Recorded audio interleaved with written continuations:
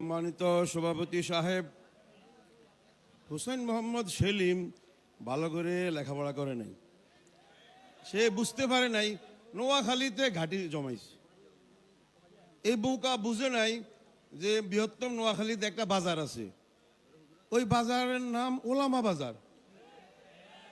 ঘরে ঘরে আলেম, আলেম না ওলামা, আবার উজানি, আবার লক্ষ্মীপুর মোহাম্মদুল্লাহ হাফিজি, আবার নোয়াখালীতে আল্লামা নুরুল্লাহ, ওনার ছাত্র নুরুল হুদা বড় হুজুর, ওনারা কবরে রহিমাহুমুল্লাহ তাআলা।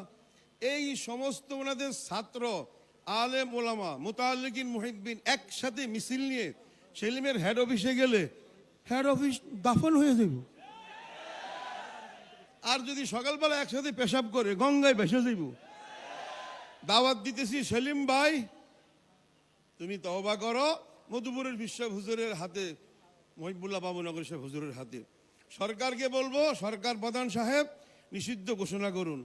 যদি তওবা না করে আর নিষিদ্ধ না করে, হেফাজত ইসলামের পক্ষ থেকে যদি আবার ডাক আসে, তীব্র আন্দোলন, লড়াই, যুদ্ধ, এমন একটি ফাইনাল যুদ্ধ হবে যেই যুদ্ধে জীবন দিতে আমি আব্দুল কুদ্দুস ফারুকি প্রস্তুত আছি। যারা যারা রাজি আছেন দাঁড়ায় যান, দাঁড়ায় যান। ইনশাআল্লাহ মানব জাতির ঈমান সংরক্ষিত হবে, সেলিম আর তার লাউ লস্কর দাফন হয়ে যাবে। ওমা আলাইনা ইল্লাল বালাগুল মুবিন।